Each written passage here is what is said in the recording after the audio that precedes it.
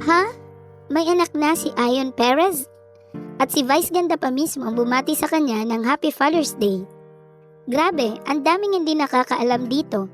Pero teka, ito nga ba ang tinatago noon ni Kuya Escort ng Miss Q&A? Kilala natin si Ion Perez bilang supportive at sweet na asawa ni Vice Ganda. Pero bago ang lahat ng kilig at kasalang naganap sa Las Vegas, meron pala siyang isang malaking sekreto na ngayon lang ulit pinag-uusapan, ang pagiging isang ama. Si Ion o Benigno Perez, sa totoong buhay ay unang nasilayan sa national TV bilang Kuya Escort ng Miss Q&A sa It's Showtime.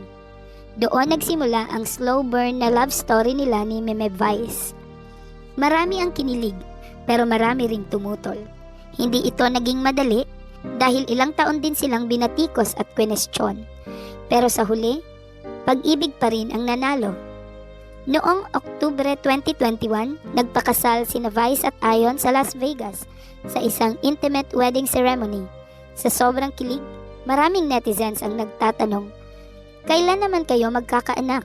Umugong pa nga ang balitang surrogacy route ang balak nila. Pero hanggang ngayon, wala pang kumpirmasyon. Hanggang sa biglang binati ni Vice si Ion ng Happy Father's Day sa mismong live show ng It's Showtime.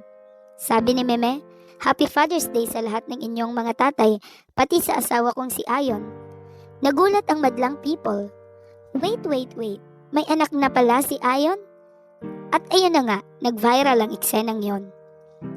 Pero here's the twist. Hindi pala ito first time na nabunyag ang pagiging ama ni Ion. Way back pa noong 2018, sinabi na niya sa isang interview na meron siyang anak. Ayon kay Ion, lalaki ang anak niya at that time ay 3 years old pa lang. So ngayon, around 10 years old na ito. Nasa pangangalaga raw ng kanyang dating partner ang bata. Pero nilinaw ni Ion na hindi niya pinababayaan ang anak niya. Sabi pa niya, nakikita ko lang siya kapag hinihiram ko. Hindi man kami madalas magkita, pero sinusuportahan ko ang anak ko. Ang wholesome, no? Kumalat rin online ang isang larawan ng anak ni Ion. At grabe, kamukha talaga niya. Parehong may matangos na ilong, gwapong ngiti, at may model vibes din.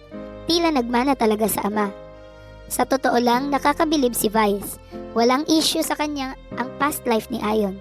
At based sa pagbati niya ng Father's Day, kita mong tanggap niya ng buong buo ang partner niya, anak at lahat. Kung meron mang matututunan tayo dito, yun ay lahat tayo may kwento bago pa man dumating ang forever. At kung totoo man ang pagmamahalan, hindi basehan ang nakaraan. Kaya saludo kami sa love story ni Vice at Ion, masalimuot pero totoo.